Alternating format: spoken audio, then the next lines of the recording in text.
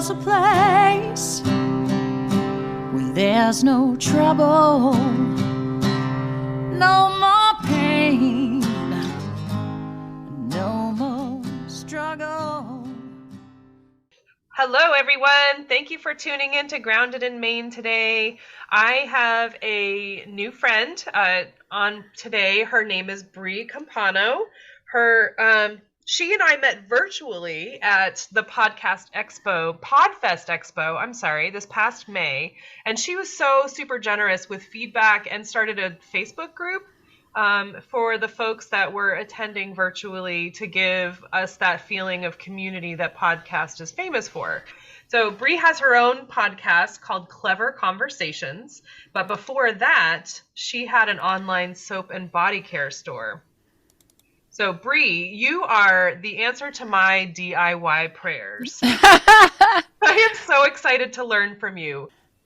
I'm excited to be here. Let me tell you, I have been doing bath and body stuff since 2006 is when I actually started, and then I put it on hold for this podcasting stuff. I was so excited to meet you at Podfest. That was so much fun. We did it virtually. I thought it was a pretty good track for virtual. We had a little powwow. I think some of the times we all got really chatty in the chat part of it, and we stopped listening to what the speaker was saying a few times. At least I know I did. Maybe a little bit. But it was such a fun experience, and I just feel so blessed that I was able to meet you and some of the other ladies, and we've been bonding ever since, and do have a fabulous group that we still hang out with. We need to plan a meeting. I'm going to say that right now, Amy. I'm going to put that on record. Yeah. We have to plan our August meeting, so let's write that down for ourselves. Yeah, Avis was just mentioning, she was like, do we have a meeting coming up? Oh, good. I just got a message from her this morning, so it was really nice. She was like, I'm listening to your podcast and I love it. So it made my day. It was like the first email I opened.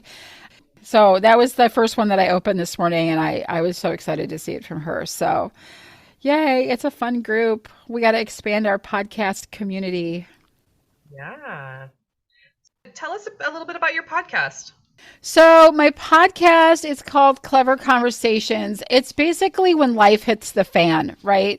So it's overcoming things. My guests, especially this season, have all overcome something. They've all persevered through hardships and found a unique way to deal with life's mishaps. And they're all powerful podcasting women. And so it's been a real fun adventure to get some of these big pros in and to record with them. It's always nice when you record with another podcaster because we show up with mics and headphones and except for that, I have my dog with me today. So he's going to make his presence known very quickly here. He's very loud. But podcasting is just a fun outlet, and it's a great way to connect with people. I love connecting with my listeners. So hi listeners, I know you're hopping over here to check out Amy's podcast, and I'm so glad that you're doing that. So welcome. And Amy's listeners, I'm so glad to meet you all, and thank you for holding some space for me and allowing me to be here. Come check my podcast out. It's a lot of fun. We have a lot of laughs. We talk a lot of smack, but we have a lot of laughs. Cool. And how long has your podcast been around? It is coming up on a year almost. So it's been around not a very long time. And we are all learning. We all learn and grow as we go. So you can check out my first few episodes. The audio is horrible, but the content I think is really good, and I wanted to keep them up. I was blessed to be in podcasting school and learn how to change things up and make things better. So things have gotten a lot better. But yeah, it's a lot of fun. I can't wait to see where podcasting takes me next. Cool. What led you to podcasting?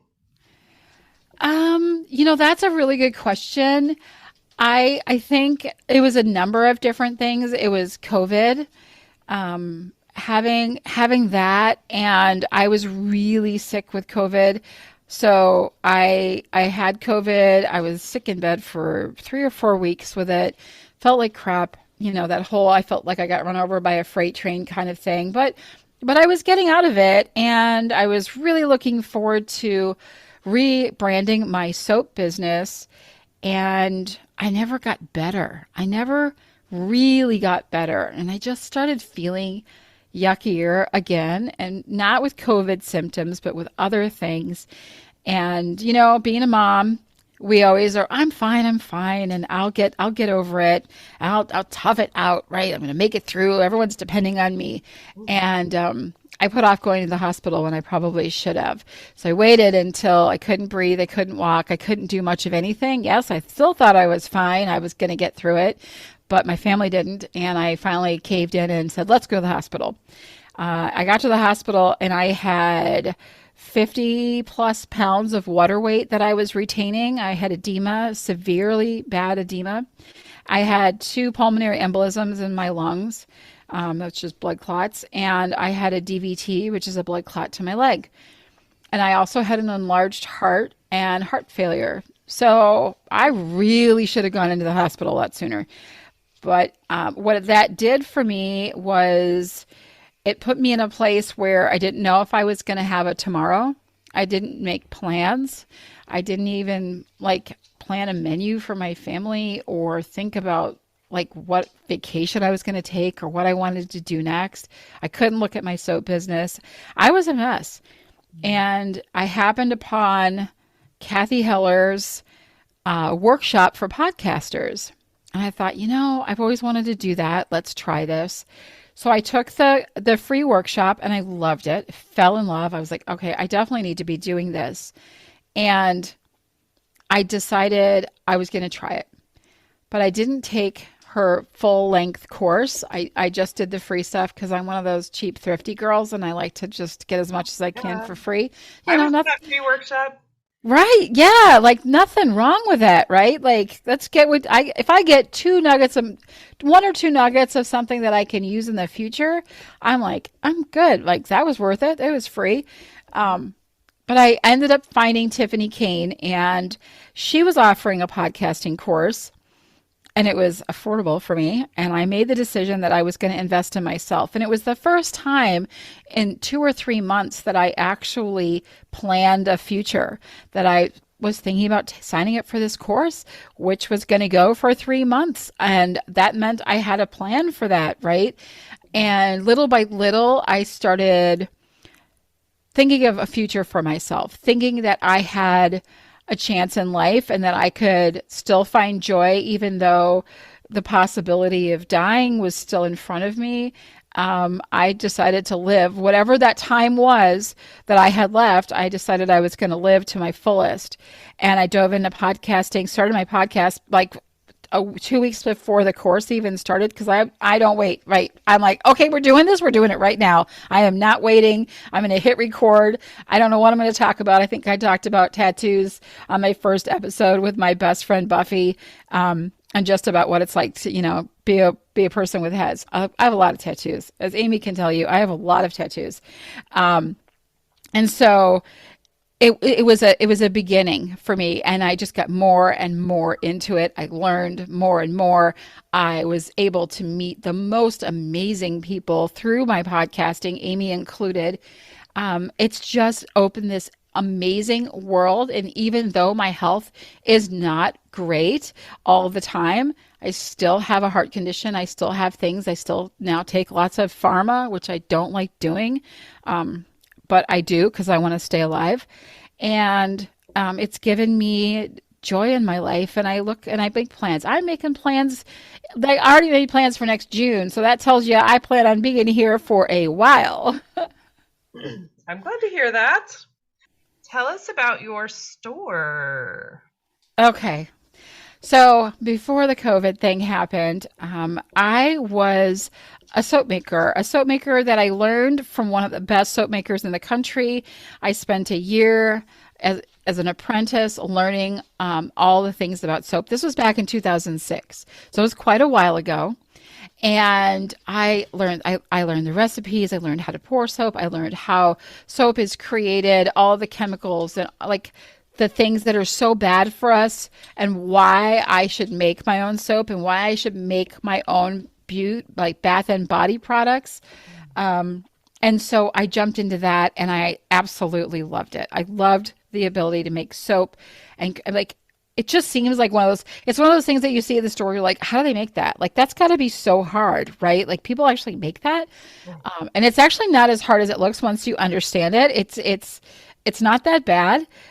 It is a little costly sometimes, and you do have to learn the right steps and how to be safe and things like that, because you're working with some stuff that can burn your skin. But then when you make soap, it goes through this saponification process where it turns the sodium hydroxide into this beautiful soap. So I went all in. I started making soap. I made laundry soap. I made lotions. I made bath bombs. I made bath sprays. I mean, everything you could think of, lip balms, scrubs, face masks. I was learning everything. And if I didn't know how to make it, I would learn how to make it. I would create my own formulas to use the ingredients that I felt were really important for skincare. And I started selling it because I had a lot of it. It's like one of those things where like you either start making some money on it or you have to stop doing it, because I had a lot of investment into just all my ingredients and my like the things, my materials and things that I was using to make soap. Though I didn't buy a KitchenAid for a long time. That was one of those big purchases that I was like, I don't know if I should do that. And then once I did it, I was like, oh, why didn't I buy this sooner? And I sold in stores. I didn't have my own personal shop, but I did have some space in some consignment shops, and also started to do private label. So there are beauty salons in the Twin Cities area that do carry my products. So you can still get my stuff. And I actually don't sell things online anymore because I don't have the physical capability of making enough to supply my customers, unfortunately. So I only do private label at this point. But I did a lot of craft shows. Those are my favorite. Craft shows, flea markets, any of those kind of farm and garden kind of things, right? They're so much fun. And it allowed me to connect with my customers and tell them all the fun things that I've been doing. And so that was exciting for me. Yeah. The energy at those markets is really great. People super appreciate that you made it, you know? And so when you're making stuff like soap or whatever, you're not making one bar at a time, because that's just a pain in the butt, right? You're making a whole bunch. So it would make sense to sell what you're making as opposed to filling up your cupboards with so much stuff, because you're making bulk, right? Right. Well, I do small batch. So I still only do 24 bars of soap at a time, but like that's a lot of soap. Right. And I don't want to make just one kind. Right. So I would make a bunch of different kinds. So I would have 100, 200 bars of soap playing around at any given time. And I'm like, I probably better start selling this stuff. So, which is good because people liked it and they bought it. So that made me happy. Move out to make room for the soap. Right? Like, where am I going to put all this stuff? One of you kids has to go. I need your bedroom. Yeah, exactly. Who's moving out first? Oh, gosh. Oh my gosh. So if somebody was new to making soaps and cleaners, what would you suggest that somebody started with?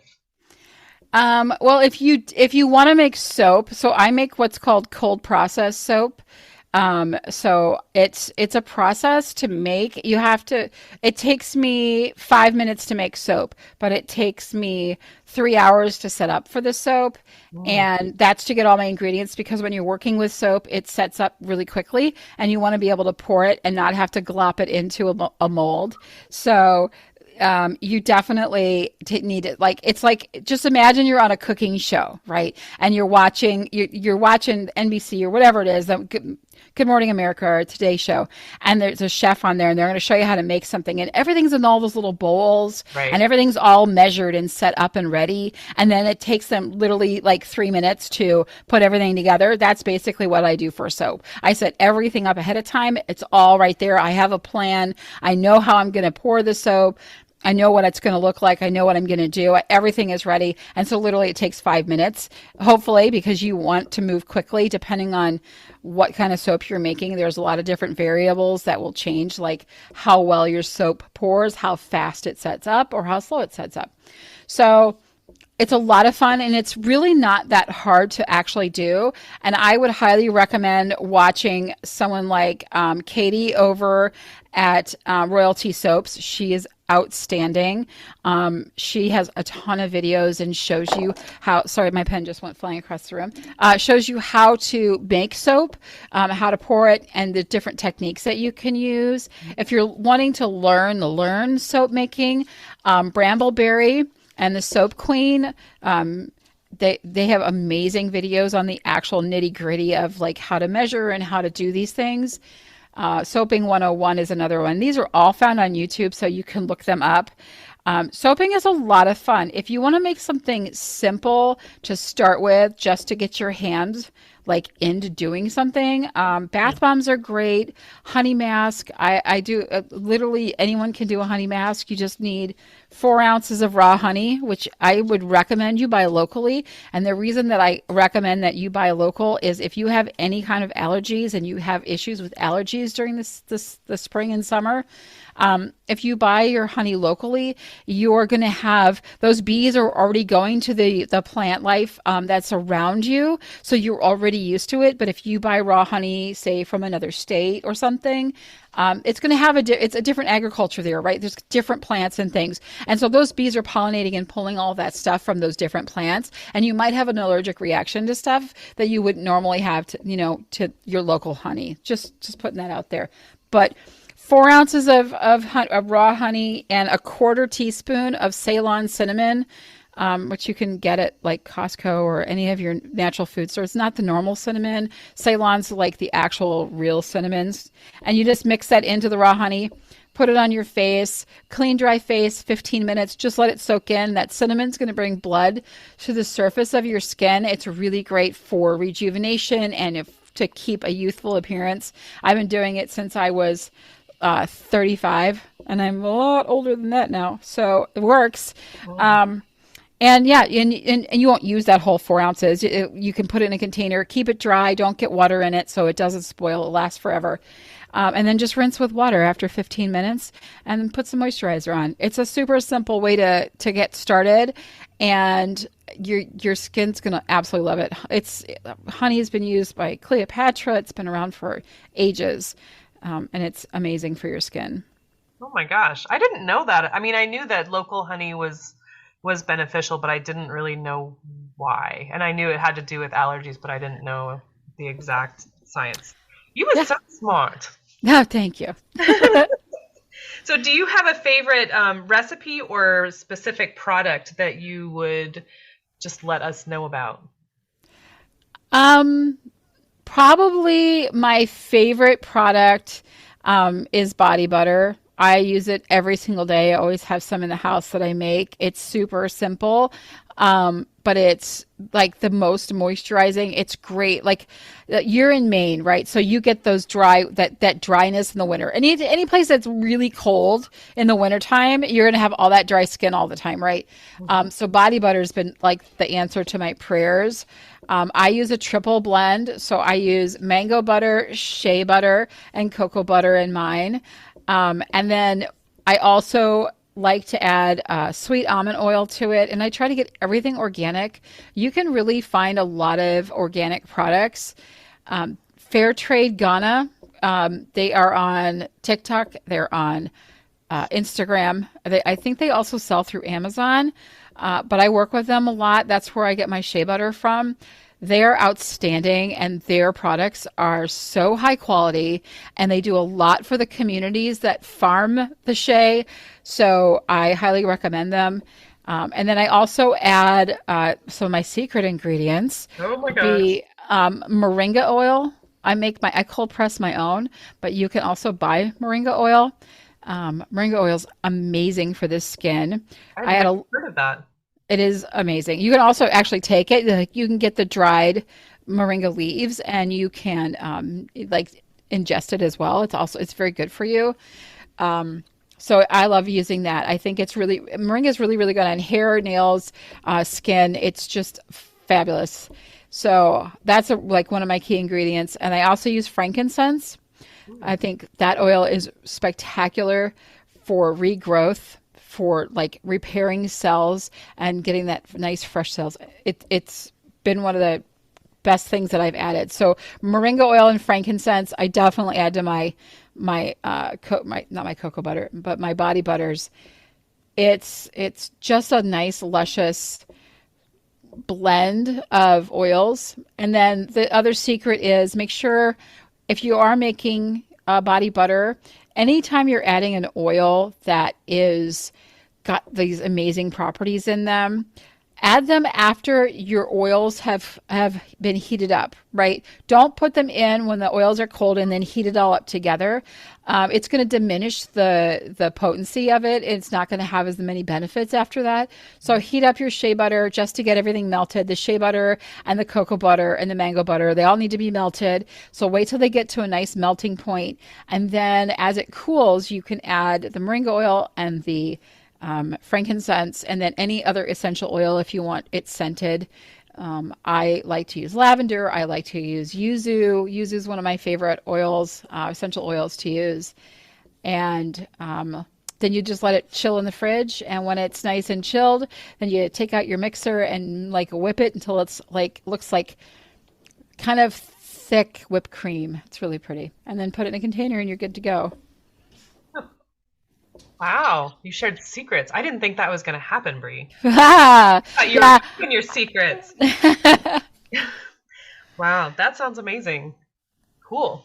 I will have to try that this winter. Right now we are very, very humid and wet and gross. Oh, we are. I know. It's terrible. I'm the same way. I think it was 108 the other day with the heat index. I was like, what? That's not okay. No, it's not. Oh my gosh. So when I say the word sustainability, Bri, what does that mean to you? Well, I saw that you were going to ask me that because you did send over some information to me, and I was like, what does sustainability mean to me? Like, what does it mean? And I know what it means to me personally, and I know what it means outwardly to everyone else. But for me personally, it is doing everything that I can myself to put out products that only benefit and do not detract, do not take things from the earth, do not take things that cannot be replenished. And so I try to do minimal packaging on things. I try to keep my carbon footprint really, really small. And I am always trying to gather things from my environment instead of like buying like mass produced kind of stuff. I want to create and sustain my own environment. So a lot of the times if I'm making a soap, if you see any type of dried florals on top, they're ones that I've picked and dried myself. And I do like a lot of my own cold press things. So if I can grow it and press it and make an oil out of it, I do. I think that that's really, really important. And that way I can also control the quality of everything that I have. Oh my gosh, that's so deep. Really, really good. Okay, cool. Again, I didn't really expect that, but I'm so happy to hear that. So that was, and this, of course, this podcast is just a sounding board for you to say what you feel. So is there anything else that you wanted to add? We've got just a few minutes left. I think that as far as what everyone can do themselves, you'd be surprised. It might look hard and tricky, but you can actually do this really easily. Laundry soap is a super easy one to make. It's and I can't even think of the recipe off the top of my head, but I will send it to you so you can post it. But it's really not that hard to make. Soap is really not that hard to make. It like if you have a stick blender, that's what I use, a stick blender.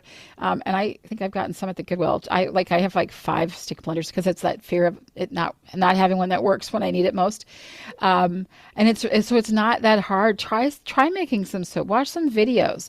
Like the world of soaping has changed so much in the past 16 years, thanks to YouTube. And when I learned how to make soap, we didn't do the colorants. We didn't make a color to them.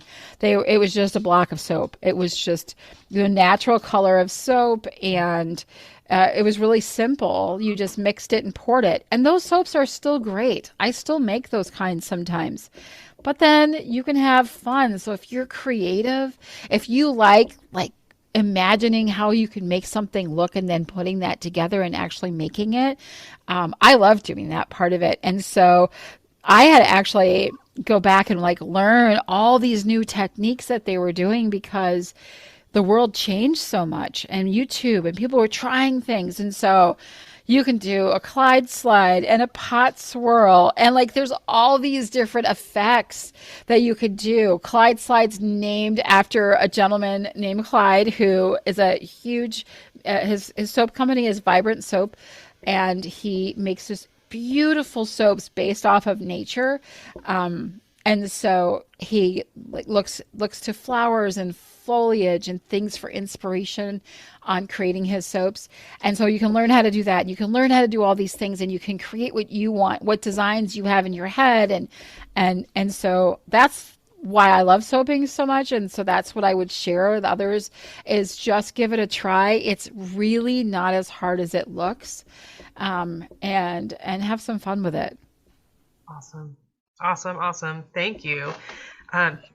Thank you so much for your time today, Bri. You are so generous, and you're so smart, and it's so easy to, I really I want you to do classes. I really do. I know you're really busy, but I want you to I do classes. I actually do. I've done a few.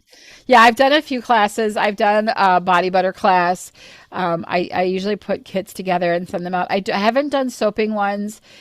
Maybe someday. Those are kind of ones that I'd like to do in person, but I probably could do it online as well. It would be so much fun just to teach people how easy it really is. And we try to make it look really hard so that you get really impressed. And so we're just teasing, because it's really not that hard. It's no harder than making a big dinner, right? So really, if that's not that big of a deal, you could try it.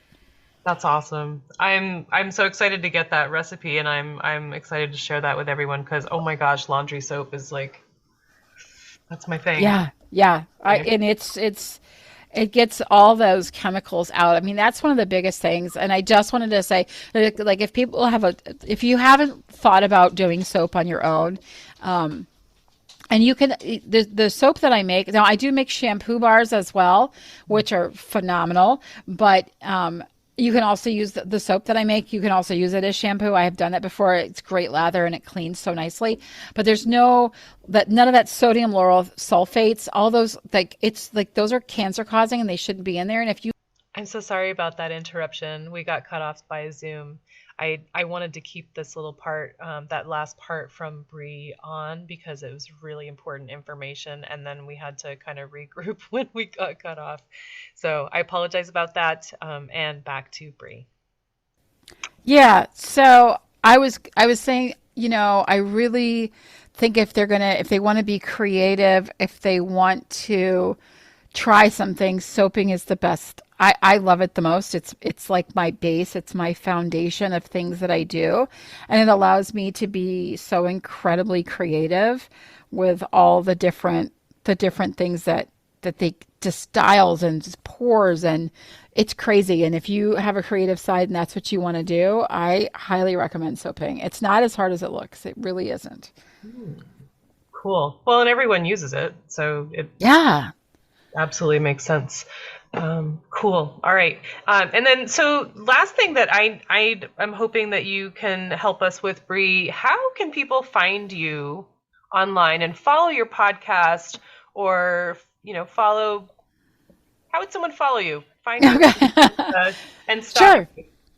You can stalk me. I have a new sticker on my coffee mug, or not my coffee mug, on my tea mug, because I do a lot of iced tea because it's lower in caffeine, and my cardiologist loves me. It says, if you don't like me, but you still watch everything I do, honey, you're a fan. So I will take you as a fan or a stalker or a friend. I love friends. So you can find me. My Facebook group for my soap is facebook.com/groups/7ferns, because that's the name of my soap company. And then if you want to find me on my podcast, you can look up Clever Conversations, but I'm also the Clever Biotch on Instagram, TikTok, pretty much everywhere on my socials. I am the Clever Biotch, and you can find me on there. So send me a DM, say hi. I'd love to chat.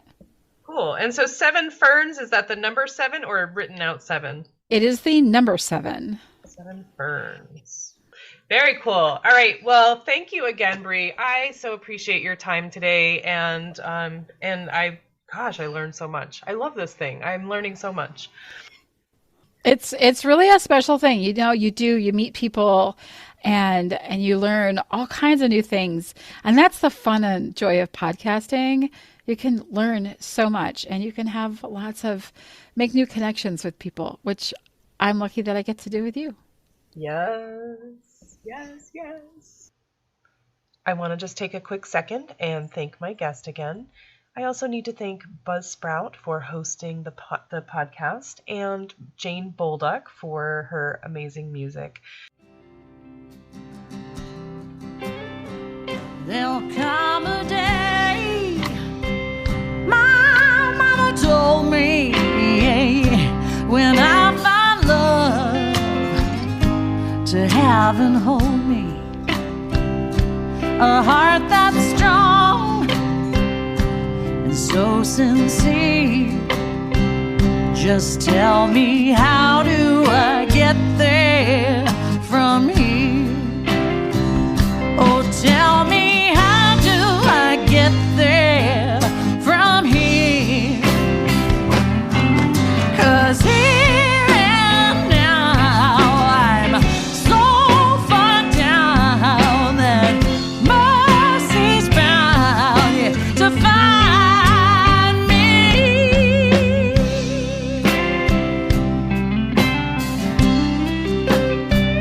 We'll find a way to soothe the sickness. We'll heal the ache with sweet forgiveness. Wages of war will disappear. Just tell me, how do I get there from here? I wonder, how do I get there from here? Yeah, 'cause here and now I'm so far down, and mercy's bound to find me.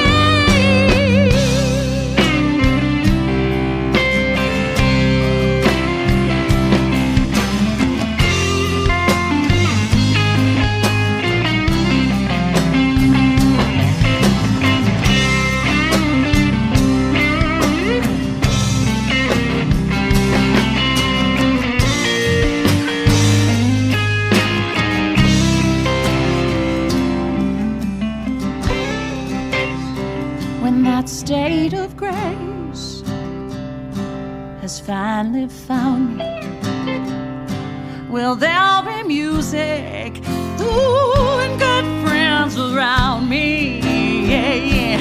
And I'll just smile through happy tears and wonder,